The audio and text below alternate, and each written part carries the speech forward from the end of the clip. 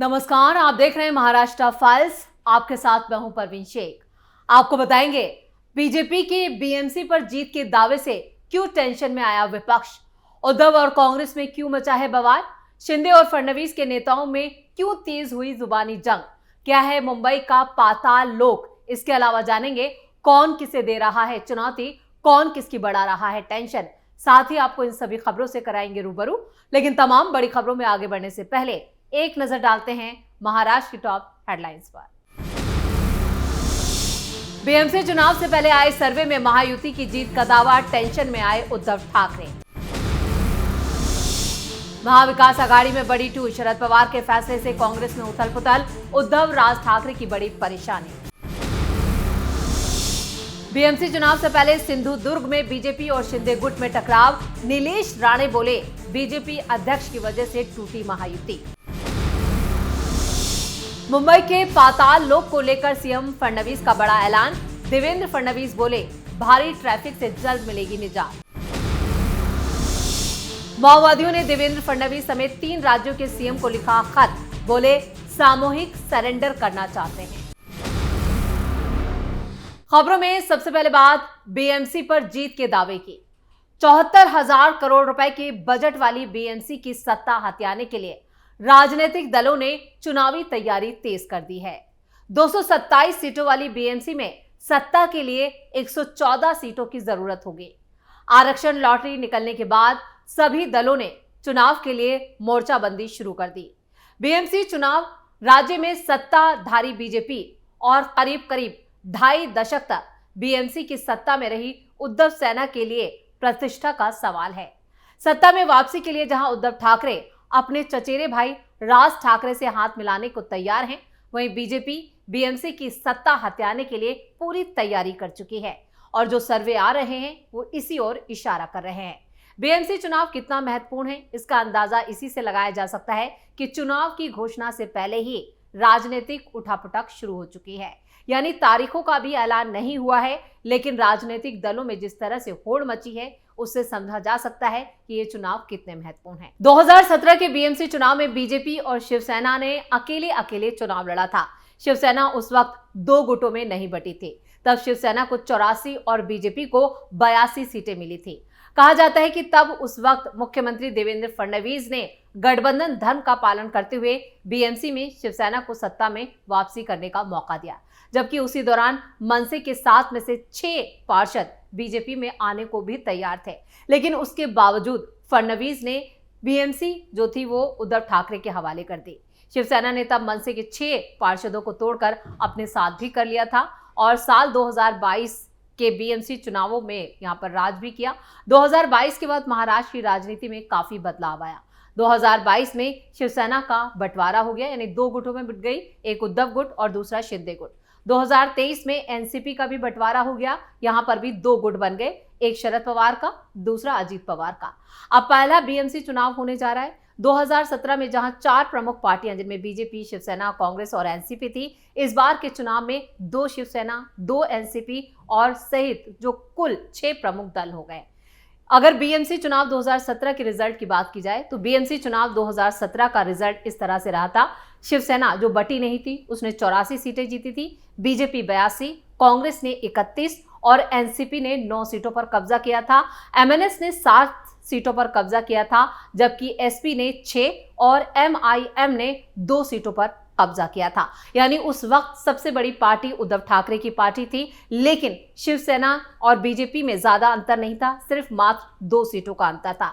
उस वक्त 2017 में ही बीजेपी चाहती तो बीएमसी पे कब्जा कर सकती थी, लेकिन उस वक्त अलायंस था, गठबंधन की सरकार थी, इसलिए धर्म अलायंस या कहें कि गठबंधन धर्म का पालन करते हुए बीजेपी ने बड़ा सैक्रिफाइस किया था। लेकिन जो अब सर्वे आ रहे हैं वो सीधे तौर पर यहां पर बीजेपी की जीत का दावा कर रहे हैं, यानी बीएमसी पर इस बार महायुति का कब्जा होना तय माना जा रहा है। वो अलग बात है कि उद्धव ठाकरे अपनी वापसी का दावा जरूर कर रहे हैं, लेकिन महायुति में ये सबको पता है कि इस बार बहुत बड़ा बदलाव बीएमसी में होने जा रहा है, जिसको लेकर विपक्ष में काफी टेंशन देखी जा रही है।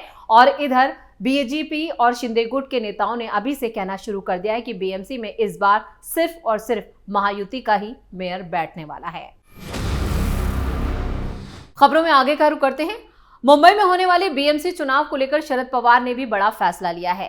इस चुनाव में शरद पवार की पार्टी राज ठाकरे और उद्धव ठाकरे के साथ चुनाव लड़ने जा रही है।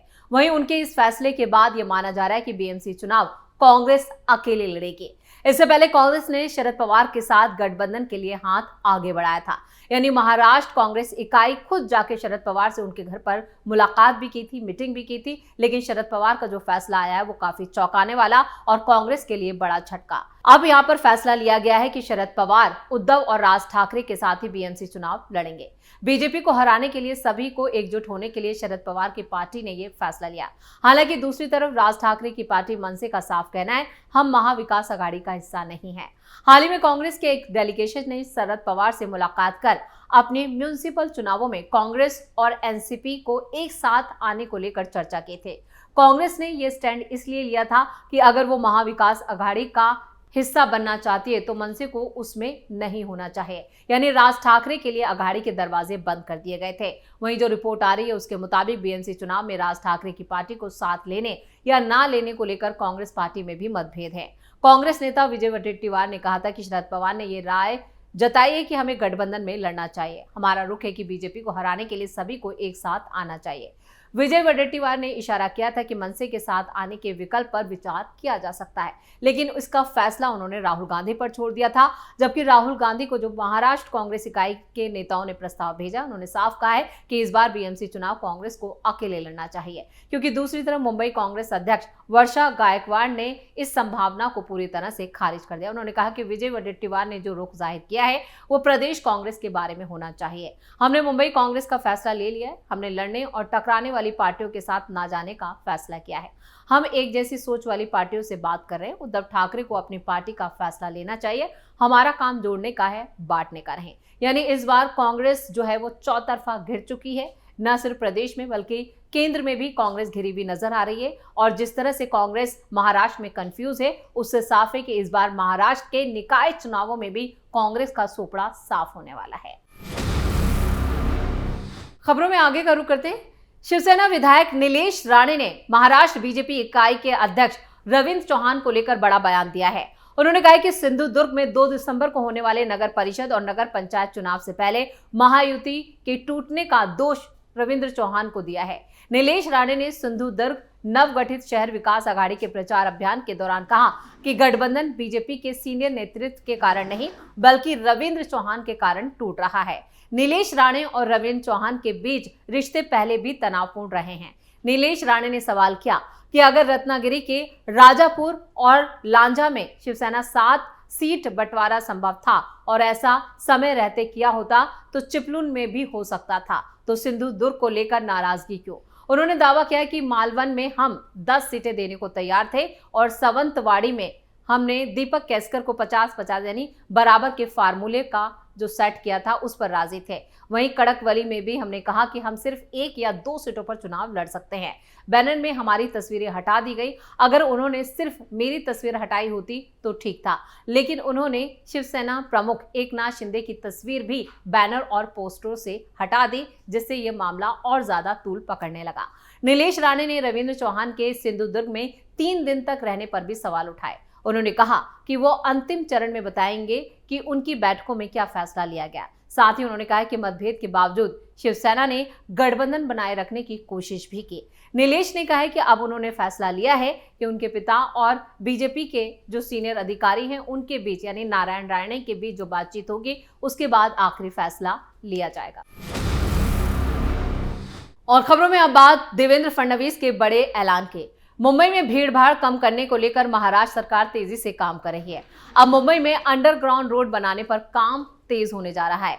उसे लेकर देवेंद्र फडणवीस ने पाताल लोक इसे नाम दिया है। महाराष्ट्र के सीएम देवेंद्र फडणवीस ने IIMUN के युवा कनेक्ट सेशन में युवाओं की भागीदारी पर बोलते हुए कहा कि सरकार मुंबई में एक सुरंग नेटवर्क बनाने की योजना तैयार कर रही है ताकि शहर भर में भीड़ भाड़ कम की जा सके। इसके साथ ही एक व्यापक मेट्रो नेटवर्क भी विकसित किया जाएगा, चाहे फिर वो अंडरग्राउंड मेट्रो हो, एलिवेटेड हो। और राज्य का टारगेट है कि हर साल 50 किलोमीटर मेट्रो का निर्माण पूरा करना है। देवेंद्र फडणवीस ने कहा है कि जो हुआ है वो ट्रेलर है, पिक्चर अभी बाकी है। अगले 57 साल में मुंबई पूरी तरह से बदलने जा रही है। जब अटल सेतु और कोस्टल रोड की बात करता था तो लोग मजाक बनाते थे, वो सारी चीजें हुई। अब मुंबई में कनेक्टिविटी हर तरफ से इंप्रूव करने की जरूरत होगी, यानी अंडरग्राउंड बहुत बड़ा रोड का, सड़कों का नेटवर्क तैयार किया जाएगा, जिसका ऐलान खुद मुख्यमंत्री देवेंद्र फडणवीस ने कर दिया है। और खबरों के आखिर में बात करते हैं माओवादियों के सामूहिक सरेंडर के। माओवादियों की Maharashtra, Madhya Pradesh, Chhattisgarh special zonal committee यानी एमएमसी जोन कमेटी ने महाराष्ट्र के सीएम देवेंद्र फडणवीस और मुख्यमंत्री मोहन यादव, इसके साथ ही छत्तीसगढ़ के मुख्यमंत्री विष्णुदेव साय को एक खत लिखा है। इस लेटर में उन्होंने अपने 2 सीनियर साथियों, महाराष्ट्र में सरेंडर करने वाले भूपति और छत्तीसगढ़ में सरेंडर करने वाले सतीश के नक्शे कदम पर चलते हुए सरेंडर करने की इच्छा जताई है। एमएमसी जोन के सभी माओवादी अब मिलकर सरेंडर करने को तैयार है। हालांकि एमएमसी जोन के माओवादियों ने इस लेटर के जरिए एक दूसरे से बात करने के लिए 15 फरवरी 2026 की डेडलाइन मांगी है। इस डेडलाइन तक सिक्योरिटी फोर्स के ऑपरेशन नहीं किए जाने की भी मांग की गई है। इस खत में माओवादियों ने मुख्यमंत्री देवेंद्र फडणवीस और दोनों मुख्यमंत्रियों से कुछ दिनों के लिए न्यूज नेटवर्क बंद करने की रिक्वेस्ट की है।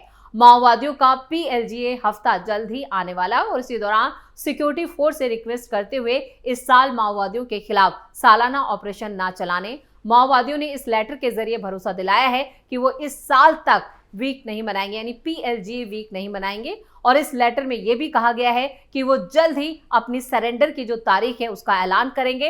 हालांकि 15 फरवरी 2026 की डेडलाइन अभी तक लंबित है, लेकिन ये केंद्र सरकार और माओवादियों के मुक्त भारत के लिए तय की गई 31 मार्च 2026 की डेडलाइन के अंदर है। इसलिए अगर तीनों राज्यों की सरकारें एमएमसी जोन में माओवादियों को इतना वक्त देती हैं तो माओवादियों का एक बड़ा मास सरेंडर जो है वो जल्द हो सकता है, लेकिन इसकी डेडलाइन 15 फरवरी 2026 रखी गई है।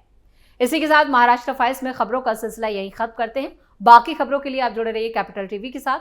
वीडियो को लाइक करें, शेयर करें और कैपिटल टीवी को सब्सक्राइब जरूर करें। नमस्कार।